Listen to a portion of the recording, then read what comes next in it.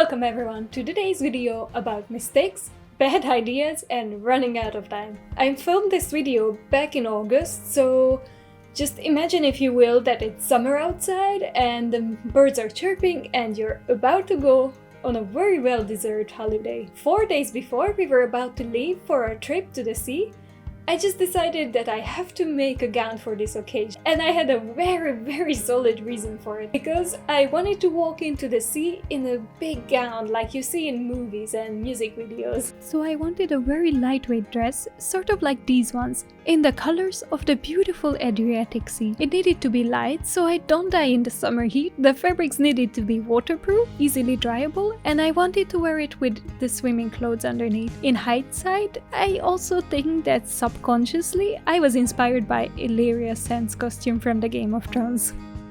So I ended up with a two-piece dress, a sort of bikini top with a transparent drape and a cape situation, and a skirt with slits. I also kind of got inspired by these beautiful seaweeds and decided to have a bikini part embroidered in their likeness. I designed the pattern in Photoshop, then vectorized it in Illustrator. Because I wanted the seaweeds to sort of hang off the edges of the top, like they were just sort of caught there. I embroidered them onto a silver organza fabric and used them as an applique. I used the colors of the sea for the seaweed, blues, teals, and metallic threads. And that was my big mistake. I think my machine just passionately hates metallic thread. Just watch how many times it breaks it. It literally eats it. I had to sit next to it the whole 2 hours it was embroidering and rethread it every 5 minutes. No setting changes or tension adjusting helped either.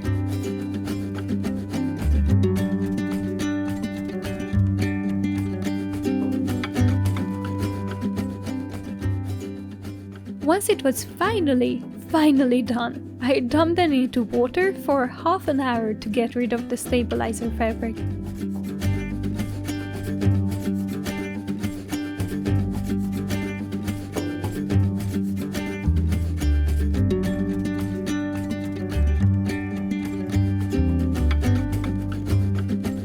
While the solution brewed away, I could finally start working on the top. I cut out the cup pieces for each according to the pattern. It's a free pattern from Mood Fabrics. I'll link it down below if you're interested.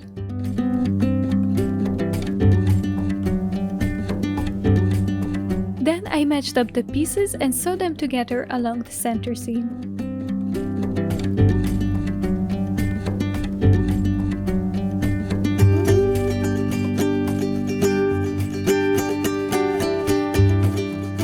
I pressed these seams flat.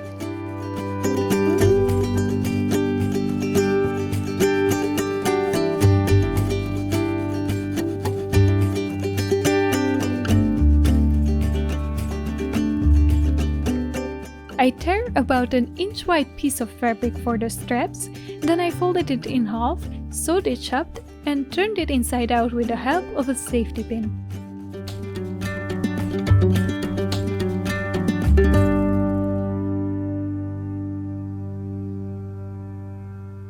Then I matched the lining pieces with the outer ones, right sides facing, and sewed them together, adding the strap to the top point of the triangles. I sewed the edges together, leaving the bottom one open so I could flip them inside out through there.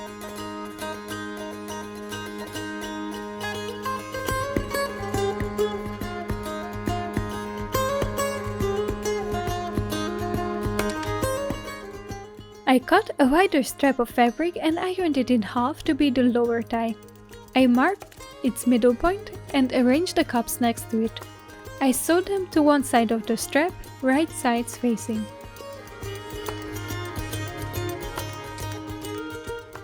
So I had about 4 days to finish this project and I just got a call for an interview. So tomorrow I will have to spend 2 hours going to a COVID test, and the day after tomorrow I have to go for this interview, which is again far away. So in these 4 days, when I was gonna edit my cozy video and also finish this project, I have instead around 2 days left. to finish this project and finish my cozy. So I had to step it up at this point. Before proceeding any further though, I tried to finish the bikini on my dummy, and I also took the opportunity to drape the cape bits as a sort of preview.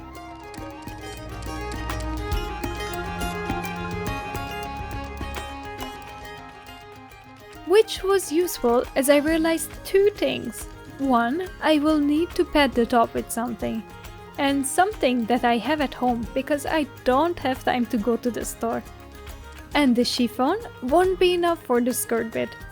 Time for plan B and C. Instead of using this whatever I had at home, I'm gonna use a bikini as padding for the bra part of this costume. And I'm just gonna insert it between the lining and the fashion fabric because that's the quickest thing I can think of. And I'm not using this bikini anymore, so it has a second life now. Yeah, let's do it! I ripped out the last stitches I did and inserted the bikini into my triangles and sewed them back onto the strap. It took a lot of fiddling to do it nice, and I was working late into the night to finish it, and of course I forgot to film any of it, so instead here are some pretty shots of me melting the edges of the organza so it won't fray.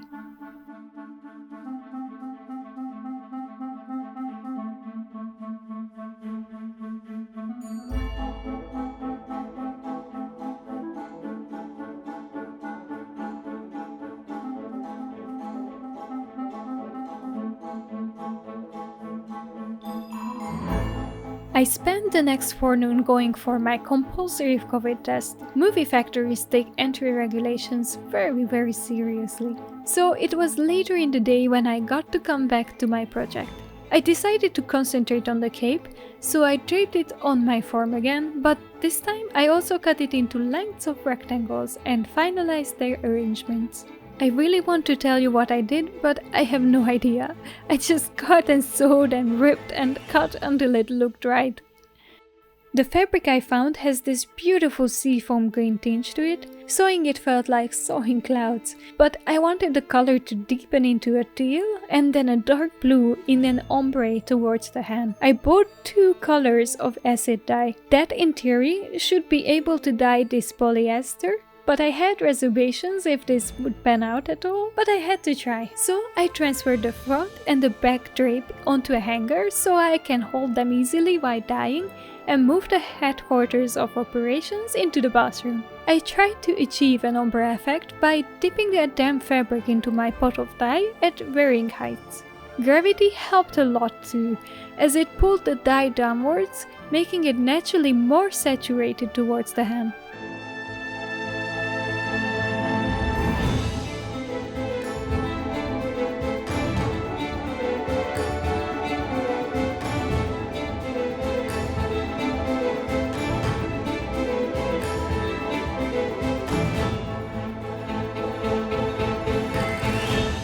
Once I was satisfied with the look of the teal, I mixed the dark blue dye up and repeated the process. It took a couple of hours working late into the night till I was happy with the results. And it looked so cool, exactly as I would hope it would turn out. And then I washed it all out until the water ran clean and let it dry, and all the dye came out. I don't know what went wrong. Maybe I should have let it sit more for longer, or maybe the dye wasn't for synthetic fabrics after all. But there you go, hours of work and a bathroom fully dyed blue for nothing. At this point, I really should have realized that this project was cursed. In a last-ditch effort to finish this project before the trip, I quickly whipped together a skirt from this pretty lightweight fabric. I had 2 meters of it, so I just measured how long I want the skirt to be and teared it to length. I gathered this unfinished edge, while left the selvage edge of the fabric to be the hem.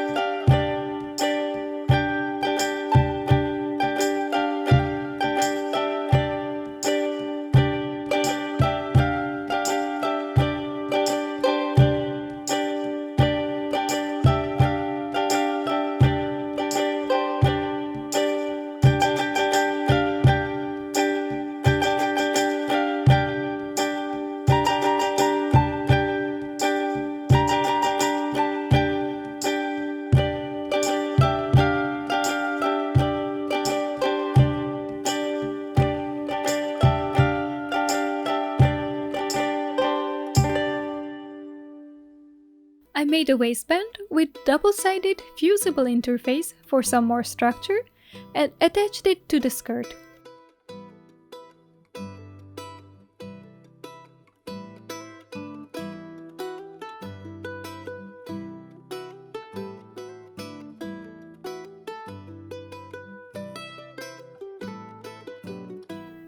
The last thing I managed to do before going on our trip was hemming the skirt, and that was about 1 AM when I just finished packing everything and I realized that I still didn't put anything of the dress in yet. And the next day we were off to Croatia.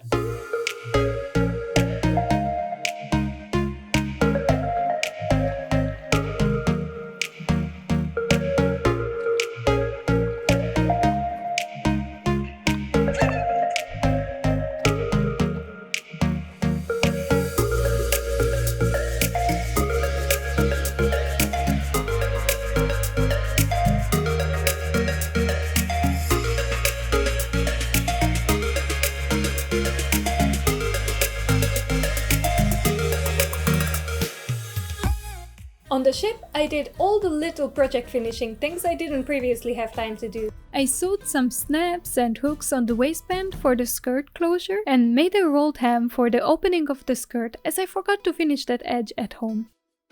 And with that, the skirt was done. For the bikini, there were a bit more things to do. I also rolled the hem of some edges of the drapey bits and then I attached it to the straps by sewing them on, really sloppily I might add. I also had to sew the straps down to the back and finish the ends of the back strap. But of course, all the footage of that is either out of focus or out of shot. Cursed, I say! Lastly, and most importantly, I attached the embroidery to the bikini, sewing it on with the embroidery thread.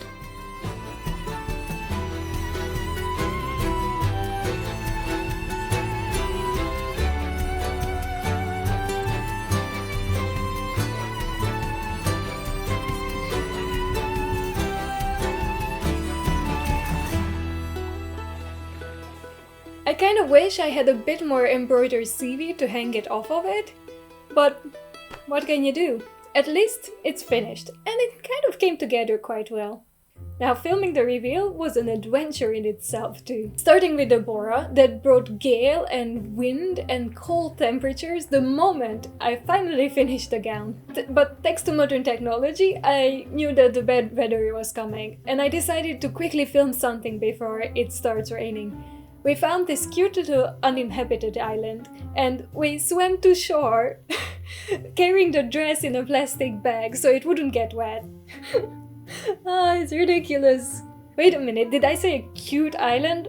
Wrong. This place was Satan's summer resort. The whole area of it underwater was covered with the slipperiest, grossest, weirdest algae I have ever seen, and the stones were so sharp that they literally cut my feet. They cut my feet so much that the next couple of days I couldn't even walk because it hurt. I like to thank my boyfriend for coming with me to this island, because without him I would have probably died there. I would have just sat down and never walked out. and his slippers, because those helped immensely. Still, I just couldn't walk into the sea as I was planning to, because either I cut myself on the stones or I slipped on the algae.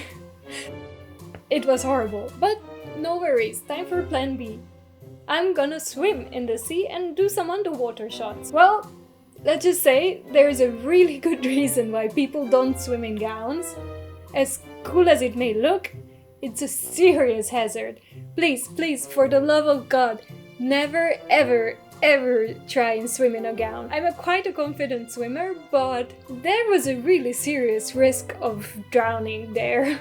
It's not even that the fabric was so heavy that it was pulling me down. It was more like that it kept getting wrapped around my legs and I couldn't swim to keep myself up. Do not try this at home. Please, please don't ever try this at home. It's not worth it. It's really not worth it. Oh God. This was so stupid. It was so stupid. Why did I do this? So yeah, the first day of shooting didn't really go very well. I mean, I just about survived it. I told you this project was cursed. But at the end, everything turned out well. I managed to film some bits just before we left Croatia, And now it's in your hands to judge. What do you think? Was it all worth it?